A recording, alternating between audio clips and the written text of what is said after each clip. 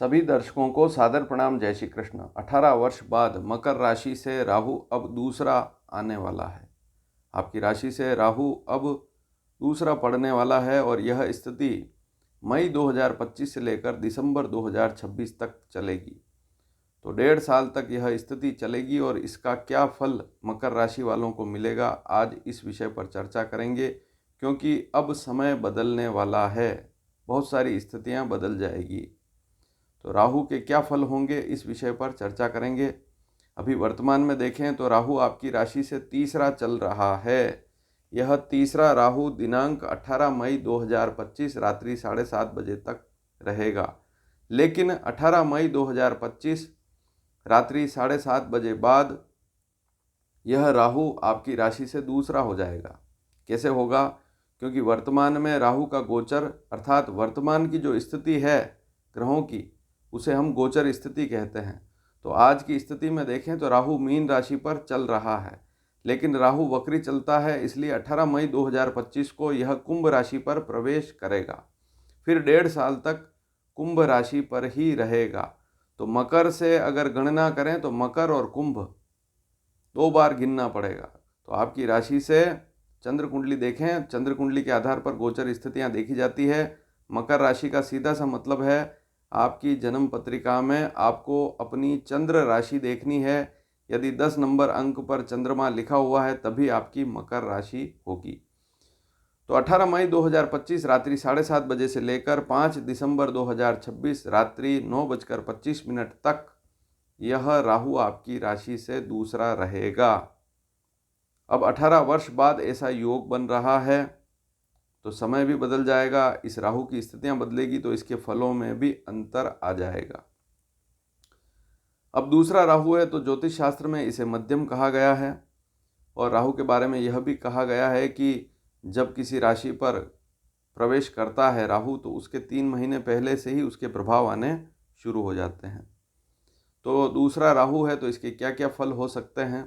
जन्म कुंडली में भी देखें, अगर मकर लग्न की कुंडली है तब भी आप देखेंगे कि आपके दूसरे भाव में राहु का गोचर अब होने वाला है। जन्म पत्रिका में राहु किसी और भाव में हो सकता है, लेकिन गोचर स्थिति दूसरे भाव में ही होगी। और मकर राशि है तो मकर राशि वाले ध्यान से इस वीडियो को पूरा सुने। सबसे पहले इसका प्रभाव वाणी पर पड़ेगा। जैसा आप बोलेंगे वैसा ही आपको रिजल्ट मिलेगा। तो थोड़ा सा वाणी पर जरूर ध्यान देना पड़ेगा। दूसरे राहु को ज्योतिष शास्त्र में मध्यम फलदायक कहा गया है। दूसरा भाव अगर कुंडली में भी देखें तो धन, कुटुंब और वाणी का होता है। तो चंद्र कुंडली के आधार पर भी फल ऐसे ही देखे जाएंगे। यदि मकर राशि है तो सबसे पहले जमा पूंजी पर ध्यान देवें। कोई भी खर्च कर रहे हैं तो उस समय यह ध्यान देवें कि यह खर्च वैसे आप खर्च नहीं करेंगे। इसका मुख्य कारण यह है, ज़्यादा खर्च नहीं करेंगे। इसका मुख्य कारण क्या है कि जो राहु है वह कुंभ राशि पर है, तो सोच विचार कर ही खर्च करेंगे। लेकिन बहुत सी बार देखा गया है कि जन्म पत्रिका जो है व्यक्ति की, उसमें अगर ग्रह खराब हैं तो फिर स्थितियां और ज़्यादा गड़बड़ हो जाती है।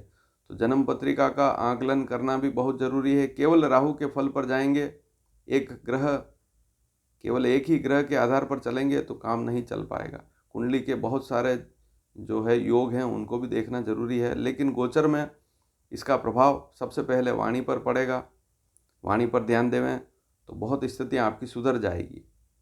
अगर आपका स्वभाव पहले से ही तेज है तो अब थोड़ा ध्यान देना पड़ेगा। जमा पूंजी से संबंधित कोई भी बड़ा खर्चा कर रहे हैं तो थोड़ा सा ध्यान देवें। हालांकि स्थिर संपत्ति खरीद रहे हैं, भूमि मकान खरीद रहे हैं, तो यहाँ पर ऐसे योग भी बनेंगे मकान खरीदने के, भूमि खरीदने के।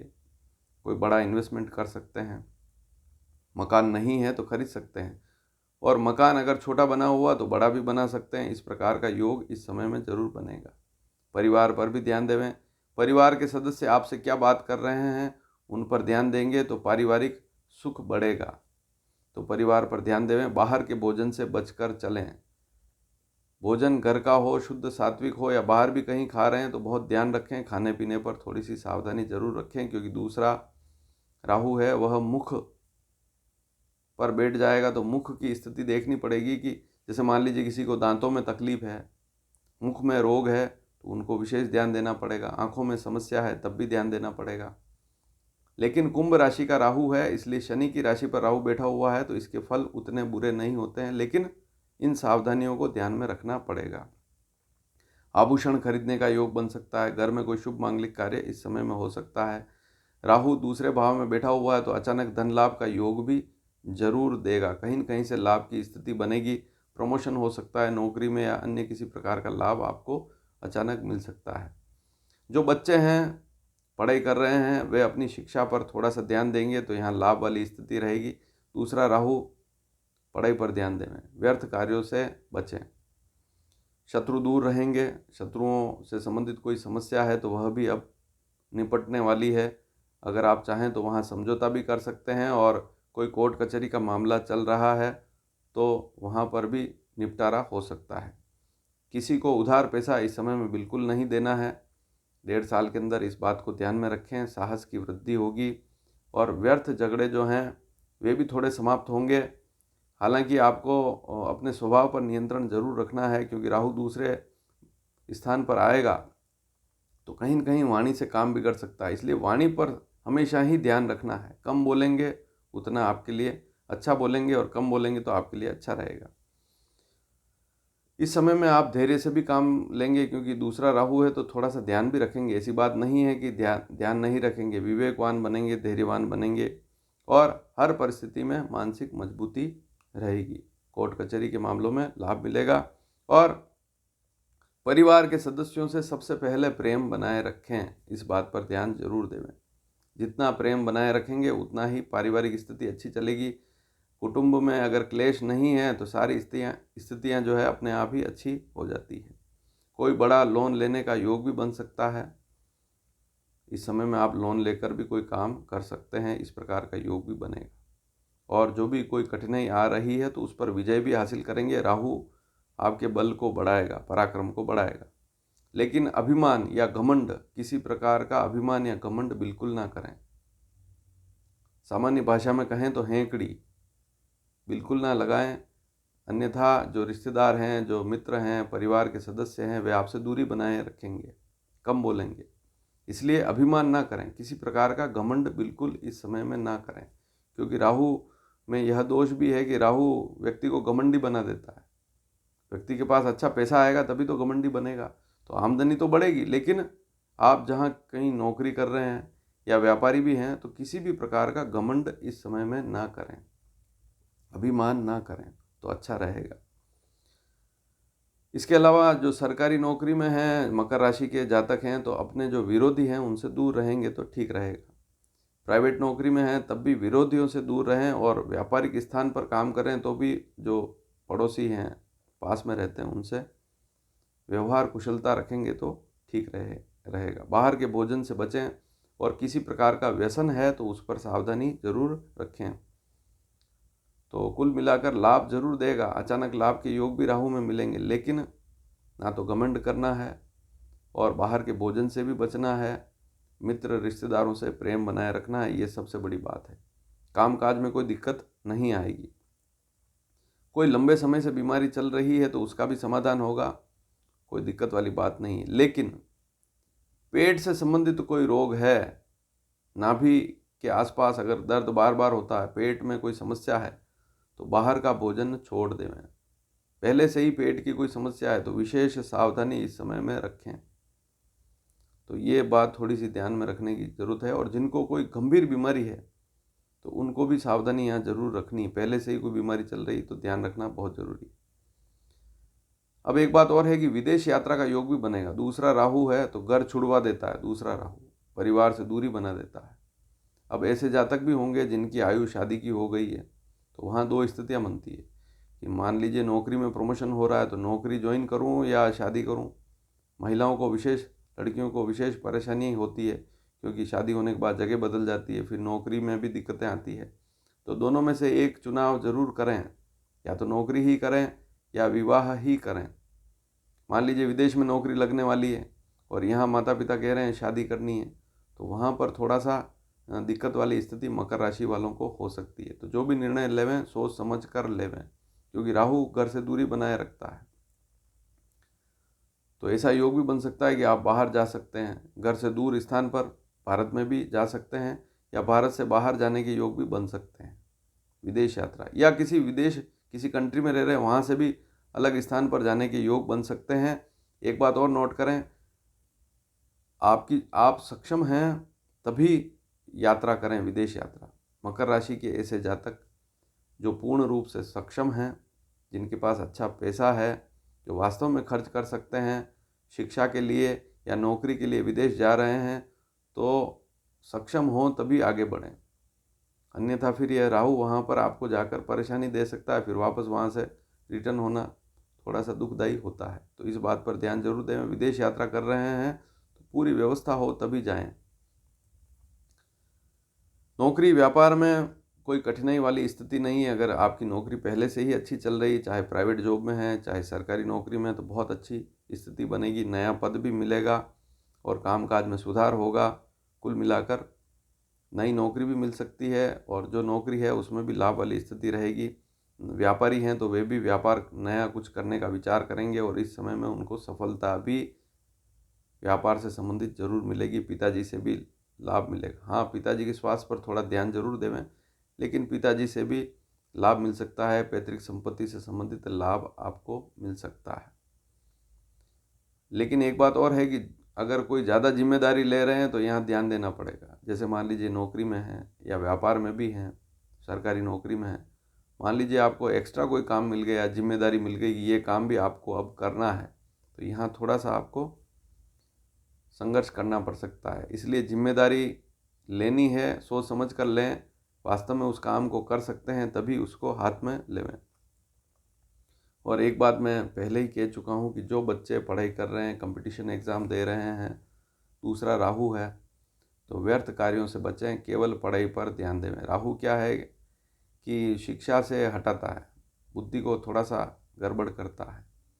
या जैसे होता है कि अब पढ़ाई नहीं करनी, मैं तो अपना ही कोई काम करूँगा, बिजनेस करूँगा, मुझे बस इतनी ही पढ़ाई करनी है। तो इस बात पर ध्यान जरूर दें। बहुत सी बार मकर राशि में देखा गया है कि व्यक्ति जो है स्वतंत्र रहना पसंद करता है। मकर राशि वाले लोग अधिकतर हमने देखा है कि स्वतंत्र काम करें, किसी के दबाव में आकर कोई काम मकर राशि वाले जनरली करते नहीं हैं, अधिकतर मात्रा में हमने देखा है। हालांकि ऐसा नहीं है, मकर राशि वाले नौकरी भी करते ही हैं और सारे काम कर ही रहे हैं, लेकिन किसी के दबाव में आकर कोई काम करना इन्हें पसंद नहीं होता है। तो जो नए बच्चे हैं जिनकी कुंडली में, चंद्र कुंडली में दूसरे भाव में राहु आने वाला है, तो थोड़ा सा यह योग भी बन सकता है कि वे खुद का ही कोई काम शुरू करना चाहते हैं, कर सकते हैं। थोड़ी थोड़ी मात्रा में इसको शुरू करें, लेकिन यदि पढ़ाई अधूरी है तो पढ़ाई पर भी ध्यान जरूर दें। एक बार जो पढ़ाई चल रही है उसको पूरी कर लें। ग्रेजुएशन है, जो भी डिग्री लेना चाहते हैं उसको पूरी ले लें। उसके बाद अगर कोई व्यापार भी करना चाहते हैं तो कोई दिक्कत वाली बात नहीं, करें, लेकिन पढ़ाई बहुत ज़रूरी है। देखिए, समय कुछ कह के नहीं आता है। व्यापार में भी उतार चढ़ाव, घाटे हो सकते हैं, बहुत सी बार दिक्कतें आती है लोगों को, क्योंकि एक राशि के हज़ारों व्यक्ति हैं। मकर राशि के हज़ारों लोग होंगे और सभी मकर राशि वाले अलग अलग काम कर रहे हैं, अलग अलग दिनचर्या है, जीवन शैली बिल्कुल अलग अलग है, तो सारी स्थितियाँ एक जैसी नहीं होती है।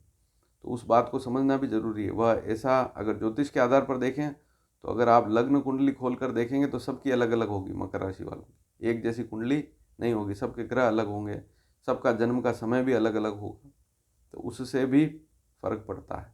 तो ये सारी स्थितियाँ ध्यान में रखें।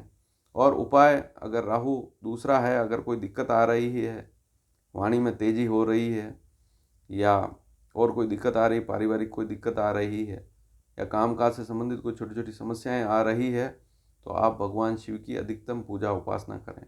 ज़्यादा कुछ ना कर सकें तो आसपास में, घर के आसपास में अगर कोई मंदिर है, नियमित जल चढ़ाना शुरू कर दें। किसी दिन नहीं कर पाते हैं तो कोई दिक्कत वाली बात नहीं है, लेकिन महीने में मान लीजिए 15 दिन भी करते हैं तो आपको लाभ मिलता है। जल जरूर चढ़ाएं भगवान शिव जी को, इससे राहु के दोष दूर होते हैं। इसके अलावा भगवान शिव के किसी भी मंत्र का आप जाप कर सकते हैं जो आपको सरल और सुगम लगे, और वास्तव में आपकी इच्छा है तभी आपको पूजा भी करनी चाहिए। तो पूजा के लिए कोई दबाव नहीं है, लेकिन इच्छा हो तो ज़रूर करें, क्योंकि शिव पूजा से विशेष लाभ मिलेगा। राहु के दोष, अगर कहीं छोटे मोटे कोई समस्याएं हैं, कोई दिक्कत आ रही है, तो वे दोष दूर होंगे। राहु दूसरा है, मध्यम कहा गया है, तो उतने बुरे फल इसके नहीं मिलते हैं। शनि की राशि पर है इसलिए कोई बड़ी दिक्कत वाली स्थिति यहाँ नहीं दिख रही है। ये सारी स्थितियाँ ज्योतिष के आधार पर आपको बताई जा रही। ज्योतिष में, फलित शास्त्र में दूसरे राहु को गोचर में क्या स्थिति, दूसरे राहु की स्थिति कैसी होती है गोचर में, यह जानकारी ज्योतिष शास्त्र में लिखी हुई, उसी आधार पर आपको जानकारी दी जा रही है। तो उपाय जो हैं, भगवान शिव की अधिकतम आराधना करें। इसके अलावा हनुमान जी की पूजा करना, उनके दर्शन करना, हनुमान जी के मंदिर में जाना, पूजा करना। इसके अलावा भी जो भी आपके इष्ट देव हैं उनकी पूजा आप करते हैं, उससे मन भी अच्छा रहता है, वाणी भी अच्छी रहती है और दिनचर्या भी अच्छी रहती है। तो जो भी पूजा आप नियमित कर रहे हैं उसको करते रहें। उसमें अगर आप चाहें तो भगवान शिव की पूजा भी जोड़ सकते हैं, और अगर शिवलिंग पर नियमित जल चढ़ाते हैं तो राहु का कोई भी दोष नहीं रहेगा। वीडियो पसंद आए तो शेयर जरूर कीजिएगा। चैनल को सब्सक्राइब करना बिल्कुल ना भूलें। धन्यवाद। जय श्री कृष्ण।